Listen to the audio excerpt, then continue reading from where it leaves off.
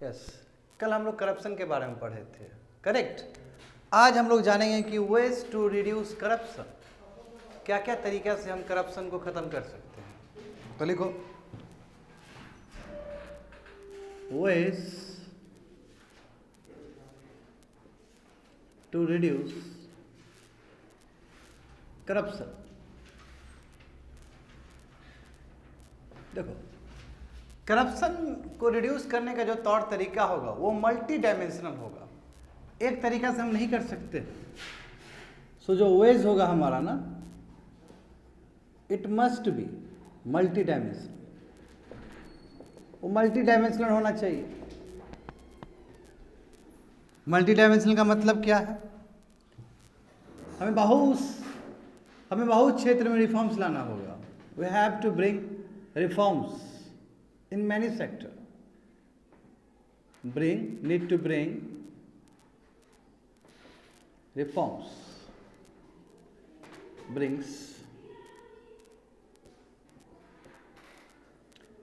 चाहे तुम कह लो पॉलिटिकल रिफॉर्म्स लाना हो, पॉलिटिकल रिफॉर्म्स करना होगा, रिप्रेजेंटेशन ऑफ पीपल एक्ट को ठीक करके, करेक्ट। उसके बाद हमें इलेक्टोरल रिफॉर्म्स करने होंगे,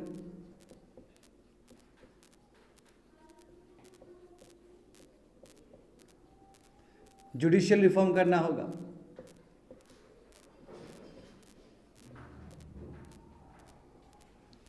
सिविल सर्विस रिफॉर्म करना होगा,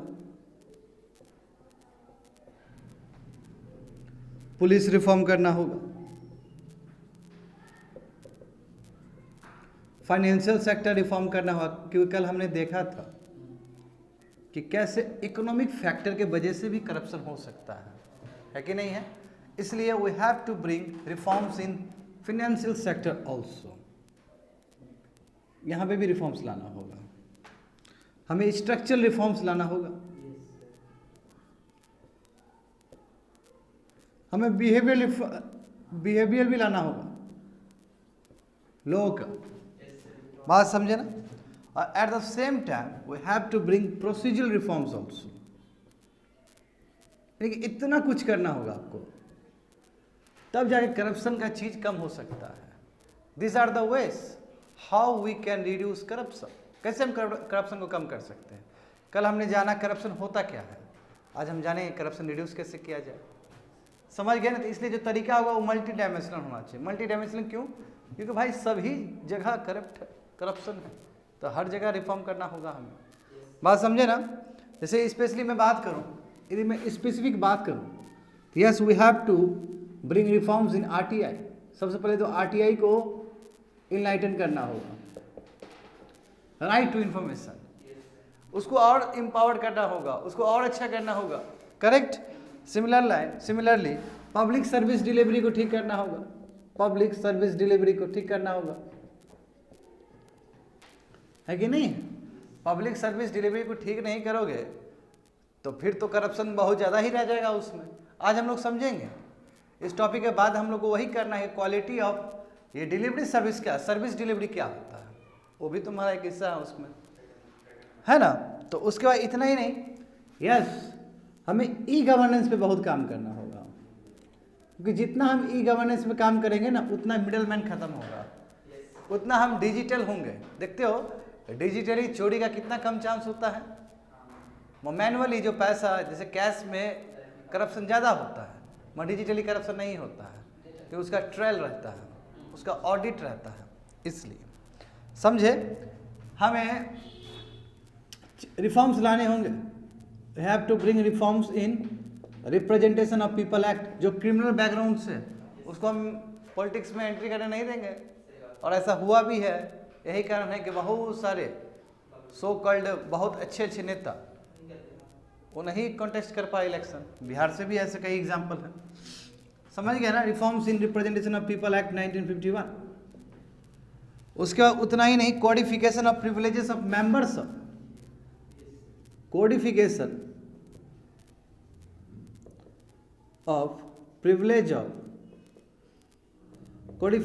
privileges enjoyed by your privileges, enjoyed by MPs। जो MPs इंजॉय करता है, ये तो कुछ ज़्यादा ही प्रिविलेज इंजॉय करता है ये लोग। अरे भाई इसके ऊपर भी होना चाहिए करप्शन का तौर तरीका, कैसे लगे। अब इतना ज़्यादा प्रिविलेज इंजॉय करता है तो मुख्य धारा में आता ही नहीं है, तो उसको ठीक करो। इतना प्रिविलेज भी क्या इंजॉय करना। यदि करप्शन में फंसा है, हम लोकपाल लेके आ गए, हम लोकायुक्ता लेके आ गए, तो काहे नहीं MP आएगा। लोकपाल और लोकायुक्ता आ सकता है तो ये क्यों नहीं आएगा। समझ गए ना। यस, हमें कैश बेस्ड अकाउंटिंग सिस्टम से बताए थे तुम लोग को, जो बजट होता है नॉर्मली बजट करते हैं, कैश बेस्ड बजट सिस्टम से शिफ्ट करना होगा और एक्रूअल बेस की तरफ जाना होगा। एक्रूअल बेस बजटिंग सिस्टम करना होगा, समझे ना। तो ये सभी चीज़ इंपॉर्टेंट चीज़ है जिसके वजह से हम कर सकते हैं। एक ये भी हो गया। यस, हमें डिसेंट्रलाइजेशन ऑफ पावर करना होगा। डिसेंट्रलाइजेशन ऑफ पावर करेंगे तो जाहिर सी बात है, जो at the lower level people का पार्टिसिपेशन होगा तो करप्शन कम हो जाएगा। तो डिसेंट्रलाइजेशन ऑफ पावर यानी कि कहने का मतलब क्या हुआ कि 73rd और जो 74th अमेंडमेंट था उसको ठीक से इम्प्लीमेंट करना। यस, आपको इम्प्लीमेंट ढंग से करना होगा। इतना ही नहीं, यस, हमें PCA प्रिवेंशन, PCA मतलब क्या है, prevention of corruption act, prevention of corruption act, उसमें हमें अमेंडमेंट करना होगा, नेसेसरी अमेंडमेंट करना होगा, ताकि जो ऑनेस्ट ऑफिसर है, ऑनेस्ट ऑफिसर्स का हरासमेंट ना हो। कई बार ऐसा होता है ना कि ऑनेस्ट ऑफिसर भी फंस जाते हैं, तो उसमें बताना होगा कि माल प्रैक्टिस का मतलब क्या होता है, करप्शन का मतलब क्या होता है, ये सब चीज़ को समझना होगा।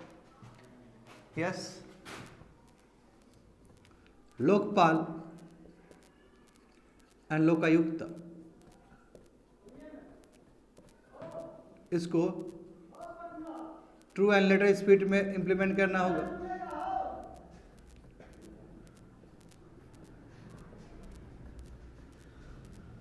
है कि नहीं है। लोकपाल लोकायुक्त बहुत जरूरी है, समझे ना। हमें बहुत कुछ काम करना होगा और भी बहुत सारा चीज़ है। जैसे एग्जांपल फर्स्ट में कह दूं कि PCA, अब सेकंड ARC ने थोड़ा PCA के ऊपर थोड़ा सा बताया है, कुछ मंथन किया है, इसको लिख लो तेजी से।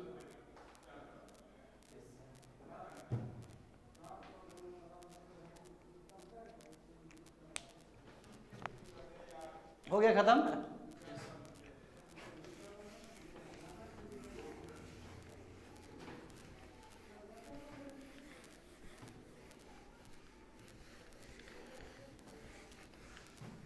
जल्दी हो जाएगा, ज़्यादा नहीं लगेगा। हमको लग रहा था ज़्यादा लगेगा, मगर ज़्यादा नहीं लगेगा क्योंकि स्लाइड बहुत छोटा छोटा है। RTI आज नहीं होगा, RTI कल होगा। Property in governance and RTI, ये दोनों चीज़ कल होगा, ठीक है। बाकी दो चीज़ आज हो जाएगा। एक चीज़ तो यही कर रहे हैं हम लोग, ठीक है। लंबा क्लास नहीं होगा, डोंट वरी, ठीक है ना, छोटा ही हो जाए, ज़्यादा नहीं लगेगा। तो बहुत कुछ जानते भी हो तुम लोग। हाँ, वर्क कल्चर हो चुका है ना,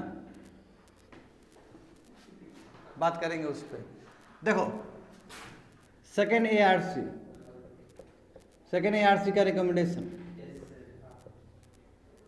हाँ, टू रिमूव करप्शन, पूरा लिख लेना तुम लोग। सेकेंड ARC का recommendation, how to reduce corruption.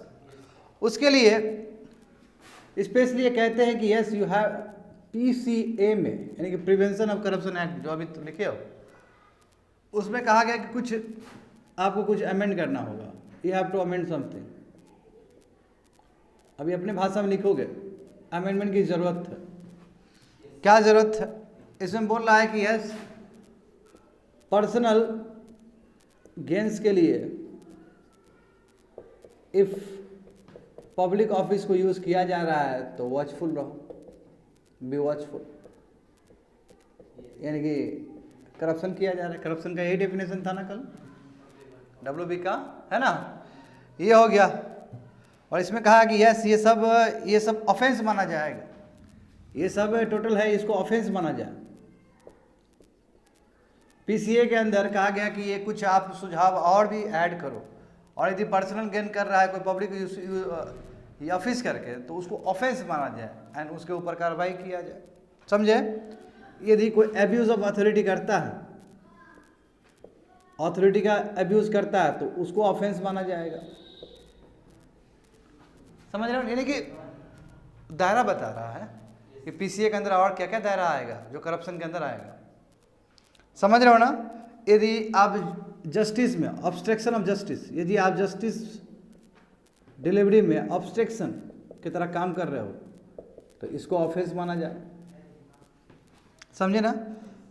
Public money को गलत यूज कर रहे हो, पब्लिक मनी को स्पेंड कर रहे हो, हाँ, वो भी मतलब विदाउट अकाउंटेबिलिटी, उसको ऑफेंस माना जाए। पूरा लिख लेना तुम लोग अच्छे से। तो यहाँ पे कुछ रिकमेंडेशन और भी है जो कि बहुत इंपॉर्टेंट है। समझे ना? यहाँ पे कहा गया कि यस टाइप्स ऑफ करप्शन, यहाँ पे टाइप्स ऑफ करप्शन को इन्होंने डिफाइन किया है सेकेंड ARC ने, कि देखिए टाइप्स ऑफ करप्शन कितना हो सकता है। ये बोले कि बेसिकली करप्शन 2 टाइप का होता है जो आमतौर पे ब्यूरोक्रेसी सब में देखा जाता है। First one is a collusive corruption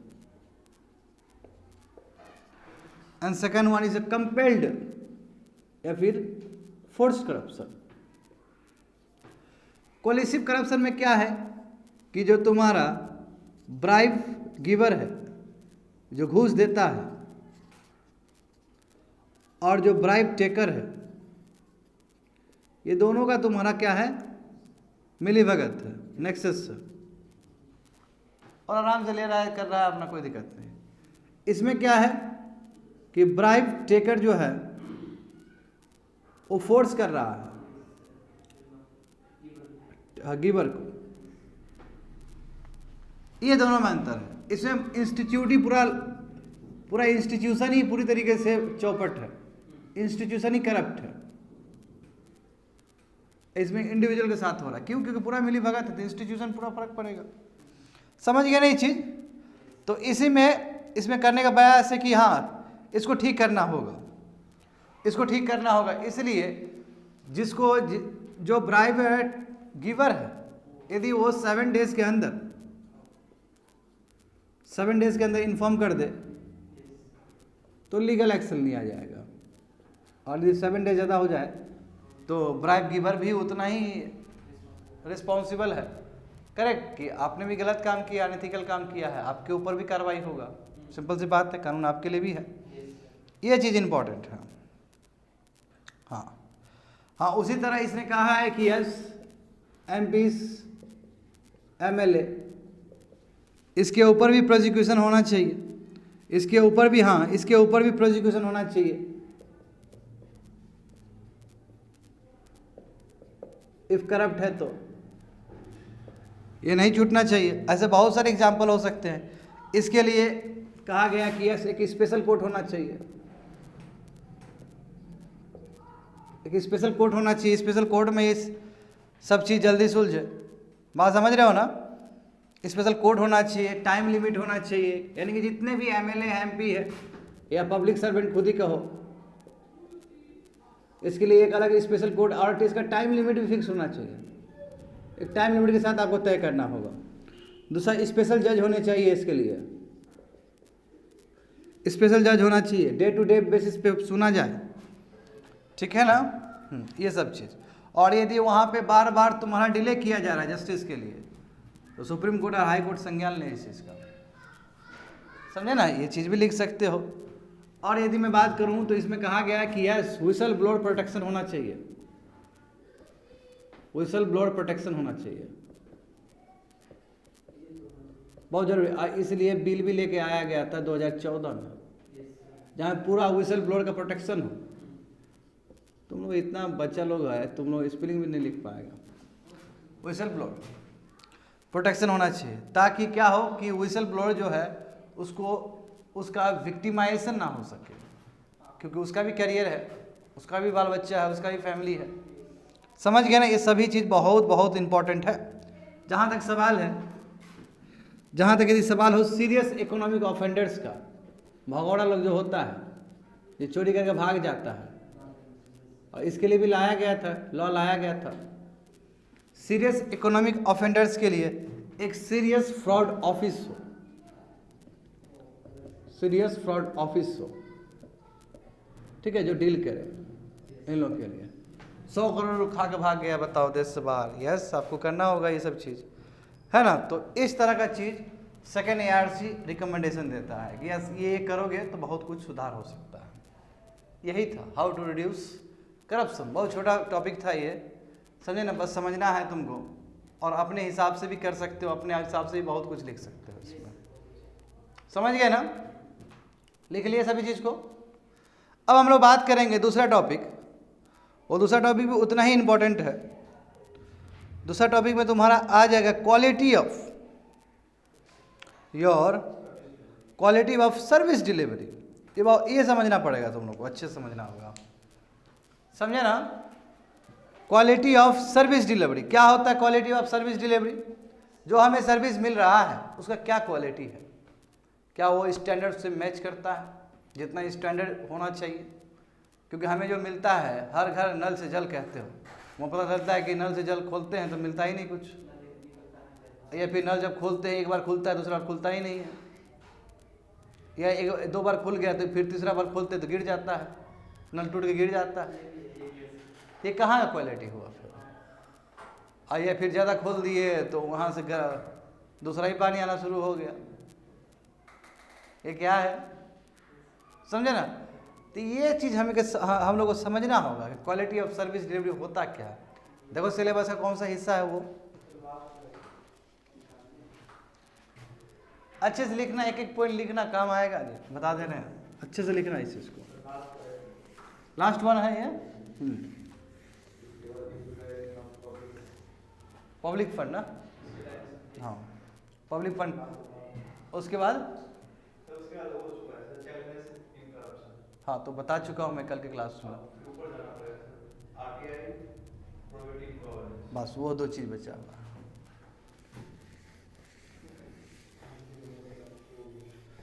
कल तो खत्म।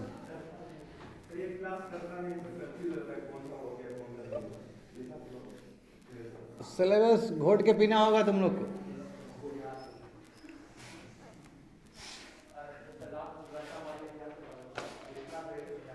देखो इसलिए बोलते बार बार देखना, बार बार देखोगे तो माइंड में रहता है।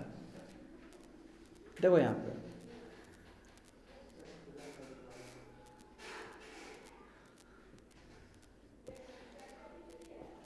क्वालिटी ऑफ सर्विस डिलीवरी क्या होता है, तब सबसे पहले समझते हैं कि क्वालिटी का मतलब क्या होता है। देखो क्वालिटी का मतलब है कि डिफरेंस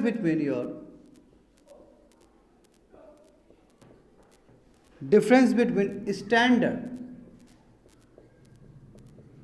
एंड रियलिटी, यानी कि जो स्टैंडर्ड जो तय किया गया और हकीकत में हमें मिला क्या, दोनों का जो डिफरेंस है वही क्वालिटी है, और उसी से हम कहते हैं good quality and bad quality. यदि डिफरेंस बहुत कम है तो गुड क्वालिटी है, समझो अच्छे से। यदि इसके बीच में डिफरेंस बहुत कम है तो गुड क्वालिटी हुआ, अब बहुत ज़्यादा डिफरेंस है तो बैड क्वालिटी हुआ। लिख लो इस चीज़ को, यानी कि इफ मोर डिफरेंस तो क्या हुआ, bad quality,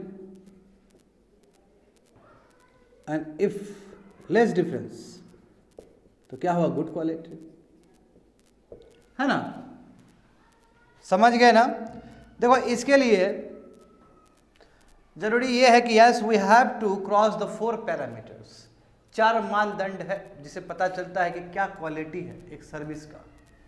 we have to go through the 4 qualities, और क्वालिटी क्या है हम समझेंगे उस चीज को। 4 पैरामीटर्स, तो 4 पैरामीटर्स ही बता देंगे प्लस उसके बारे में लिखा भी देंगे। First one is determining the parameters, यानी कि what parameters that constitute quality. कौन सा पैरामीटर है जो क्वालिटी तय करता है क्या उसके अंदर? क्वालिटी का मतलब क्या होता है, क्या डेफिनेशन क्या है क्वालिटी का? सही बात है ना, ऐसे मुंह उठा के बोल देने से कुछ नहीं होता है। You have to first define करने के लिए आपको मानदंड लेके आना होगा, यानी कि पैरामीटर्स लेके आने होंगे। एक तो मैं पूरा पैरामीटर बता रहा हूँ, एक का पैरामीटर ये कैसे, how to justify what is quality, ये पहला हो गया, पहला फैक्टर हो गया। अब इसको हम तोड़ेंगे, इसलिए सब लास्ट दूर दूर लिखो। Second one, setting. अब एक तो तुमने बता दिया कि यस क्वालिटी का ये पैरामीटर है, एक्स पैरामीटर क्वालिटी का है, वाई पैरामीटर क्वालिटी का है। एक क्वालिटी हो गया, उसका मान लो कि 4 पैरामीटर है, ए बी सी डी। तो ए बी सी डी का फिर स्टैंडर्ड क्या है? समझ में आया क्या बोल रहे हैं? उसका स्टैंडर्ड क्या है? तो हमने 4 चीज फिक्स कर दी है। अब वो 4 चीज का मैट्रिक स्टैंडर्ड क्या होगा, समझे? तो ये क्या हुआ तुम्हारा, सेटिंग द स्टैंडर्ड।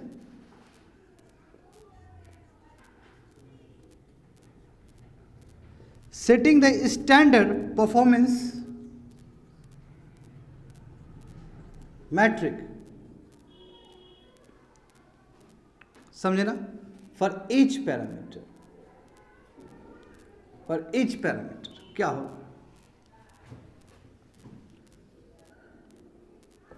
अब बात करते हैं, अब जो पैरामीटर तुमने यहां पे सेट कर दिया, जब तुम्हें आउटकम्स मिला तो कितना स्टैंडर्ड के पास है वो यहां फिक्स कर दिए। रियलिटी में कुछ और भी हो सकता है, वो रियलिटी में तो कुछ और हुआ, यहां तो एकदम हम आइडियल कर रहे हैं ना। तो हमें क्या मिला उस समय, हम उसको करेंगे, कंपेयर करेंगे। तो ये क्या है, measuring the actual performance, measuring the actual performance. Actual performance क्या है ग्राउंड पे? Measuring the actual performance of each parameter. And now compare करो, now compare the actual performance, compare the actual performance with standard one, with standard. जो आपने matric standard जो लगाया है ना यहाँ पे, ये कहे ना यहाँ पे कि क्या स्टैंडर्ड होना चाहिए, रियलिटी क्या मिला, फिर चेक करो। ये चारों चीज को चेक करेंगे, हमें तुरंत पता चल जाएगा कि वो सर्विस डिलीवरी हुआ कैसा था, गुड था या बैड था। यही सब चीज को करते हैं। जैसे एग्जाम्पल हो गया, जैसे क्या क्या पैरामीटर है जो क्वालिटी को डिसाइड करता है? तो डिपेंड करता है कि क्या सर्विस है। सबसे बड़ा बात, ये डिपेंड्स ऑन सर्विस।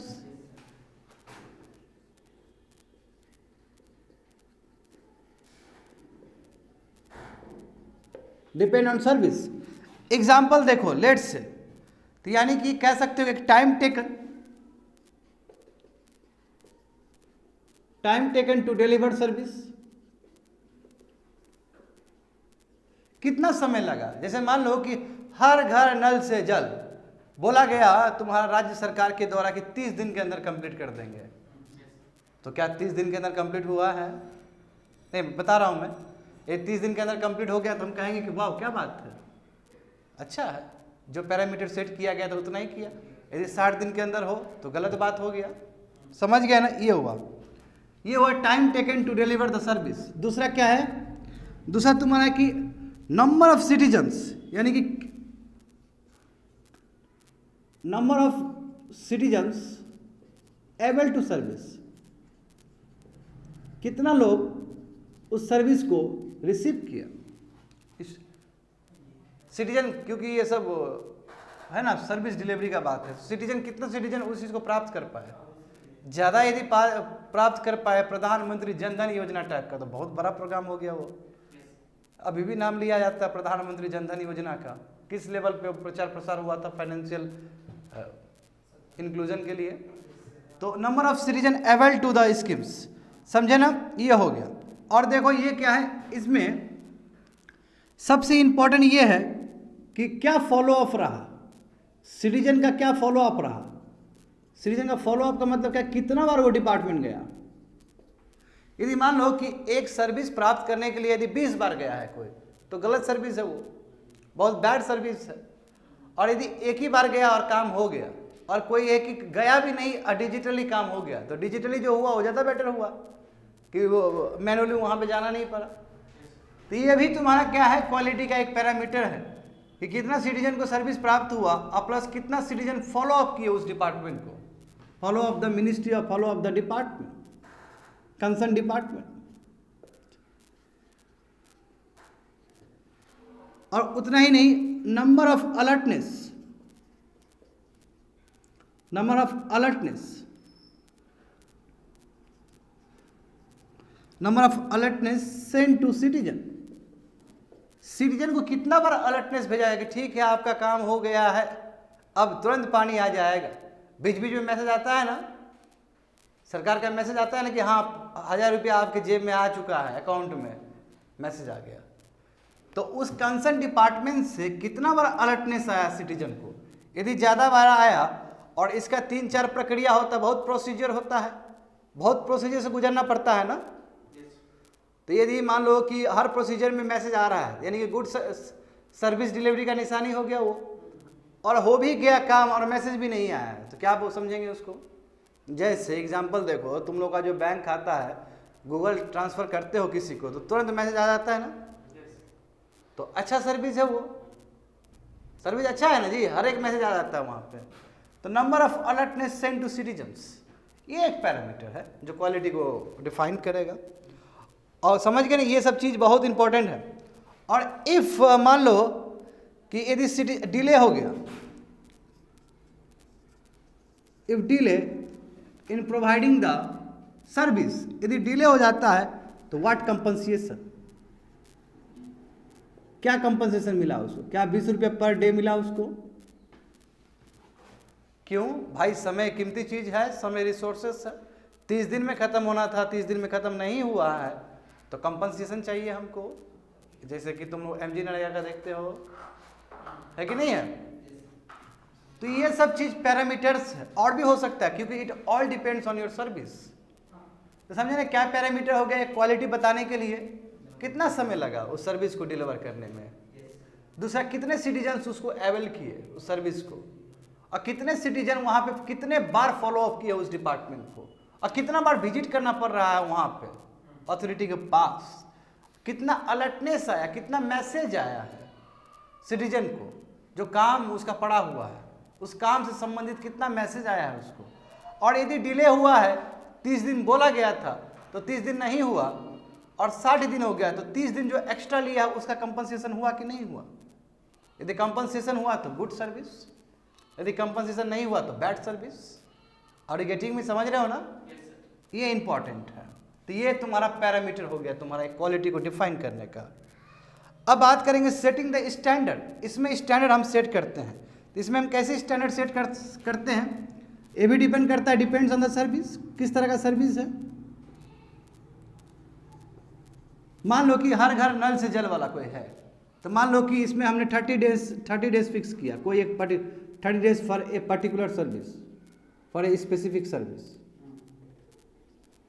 और तुम्हारा जो डिलीवरी है, मान लो कि रियल डिलीवरी जो हुआ काम का, मान लो कि 25 ही दिन लगा, इसका मतलब क्या हुआ कि गुड सर्विस। अब मान लो कि यहाँ पे 40 डेज लग गया, तो बैड सर्विस, यानी कि वर्स्ट सर्विस है ना। सर्विस वर्स्ट हुआ कि नहीं हुआ। तो हम समझ सकते हैं इससे भी कि कितना किया गया।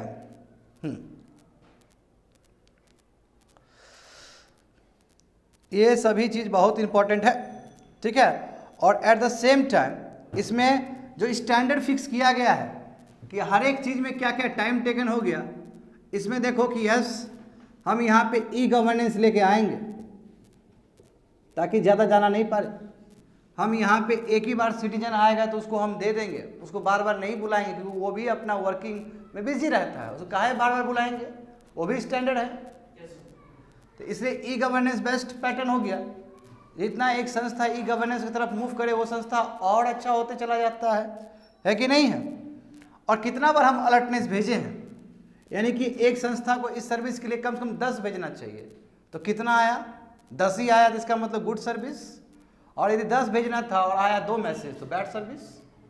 तो इसी चीज़ से, क्योंकि ये सब चीज़ डिफाइन होगा ना कि टाइम टेकन कितना लगना चाहिए, सिटीजन कितने अवेल करने चाहिए, कितने बार फॉलो अप करना चाहिए, कितना अलर्टनेस जाना चाहिए, डिले हुआ तो क्या कंपनसेशन अमाउंट होना चाहिए, यही चीज़ होगा ना यहाँ पे, यही चीज़ के ऊपर ना रखेगा ये सब, समझे ना। अब यहाँ पे तुमको मेजरिंग द एक्चुअल परफॉर्मेंस, अब तुमको यही सब चीज़ पता चला कि नो टाइम टेकन कितना था तुम्हारा, यही जो बताए हैं टाइम टेकन 30 दिन लग गया उसको 40 डेज, तो बैड हो गया। और ये इसमें मिसिंग हो गया, इसमें भी मिसिंग हो गया, कोई नो कंपनसेशन, तो क्या हुआ, गलत हो गया। और नीचे जब कंपैरिजन जो कर ही रहे हैं हम लोग कंपैरिजन, तो नीचे हमको रिजल्ट मिल गया, it is a very very bad. तो यहाँ एक समझ में आ गया, तो सबको तुम इंटरलिंक है, एक ही चीज़ में स्टैंडर्ड फिक्स कर दिया और एसेस करते हुए जा रहे हो। आइडियल से यदि रियलिटी भटक गया तो बैड सर्विस कहेंगे, और यदि उसके बहुत क्लोज रहे और उससे भी अच्छा कर दिया तो very good service. Hope so समझ में आ गया तुम लोग को। तो ये चीज़ इंपॉर्टेंट है, और इसलिए समझे, इसलिए कहा जाता है कि e governance is the best way. Delivery बिल्कुल ई गवर्नेंस सबसे बेस्ट तरीका है, समझे ना। हाँ, वही सब चीज़ दिया गया, घुमा के फिरा के दिया गया है यहाँ पे, अलर्टनेस टोटल। तो अब हम समझेंगे सेवोत्तम मॉडल। हाँ, अच्छे से इम्प्लीमेंट है वहाँ पे। हाँ, तो फिर ऐसा होना चाहिए ना, समझ में आ गया ना। तो ये क्वालिटी ऑफ सर्विस डिलीवरी है जी, ठीक है। देखो छोटा क्लास है, बड़ा क्लास नहीं है, बहुत छोटा चीज़ है, ठीक है। बस उसको अच्छे समझना होगा तुम लोग को। अब हम लोग बात करेंगे कि सबसे बेस्ट मॉडल कौन सा है सर्विस डिलीवरी का, और इस मॉडल को काफ़ी अपलॉड मिला है, काफ़ी प्रशंसा हुआ है इस मॉडल का।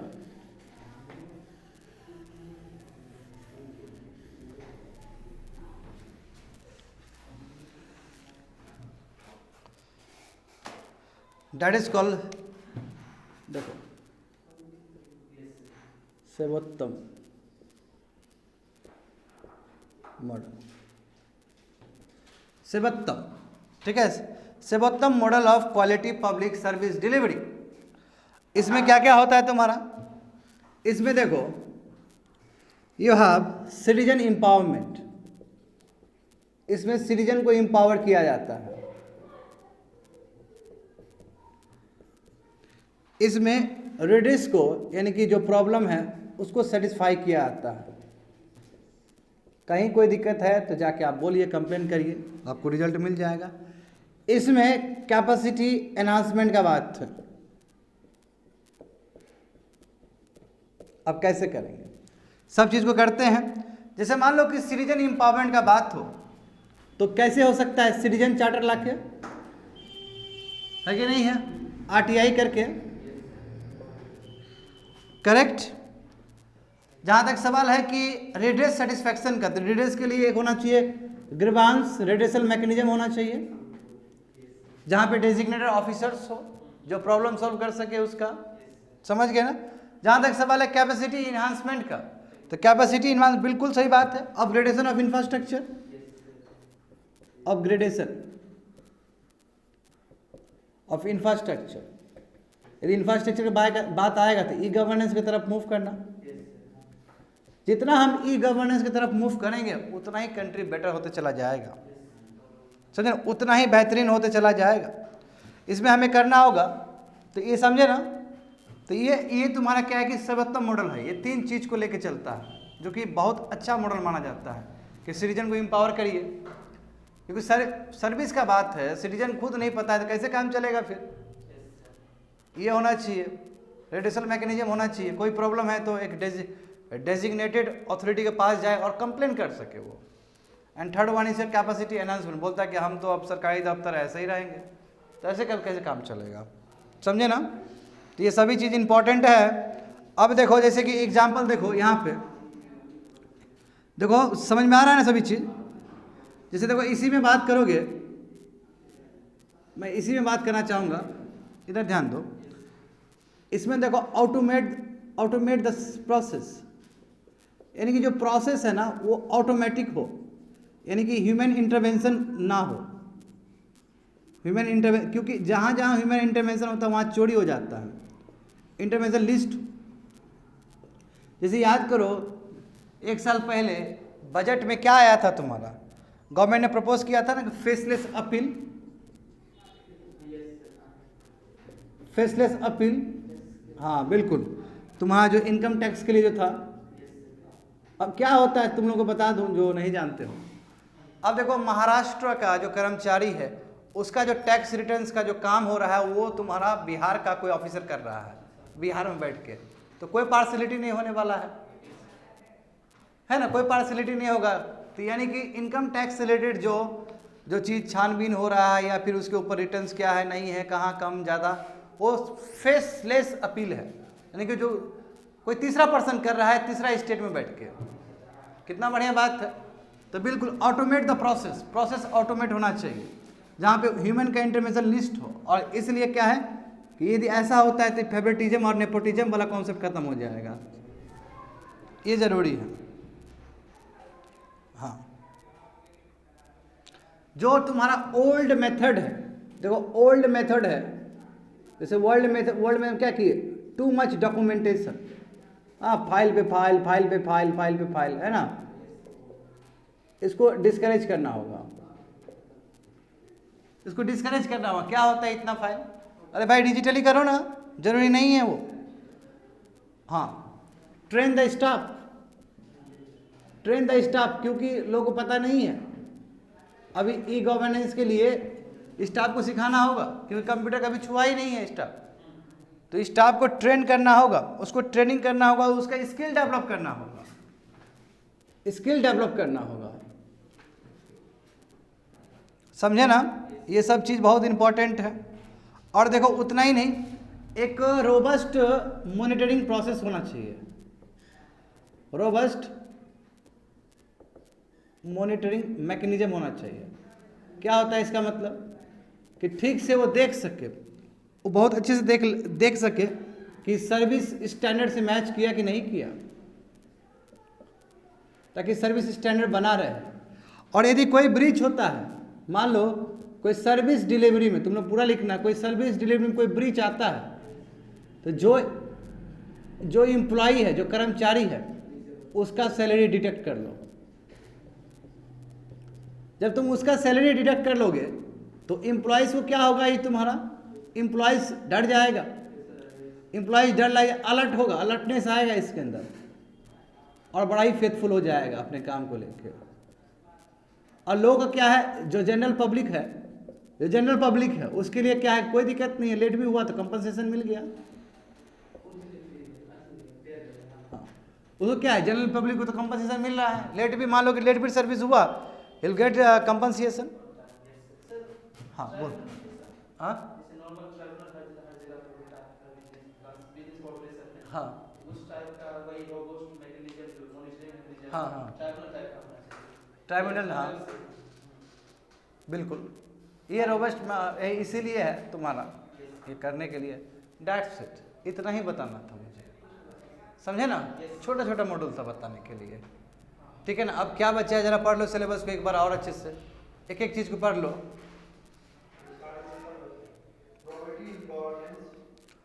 अनुराग, concept of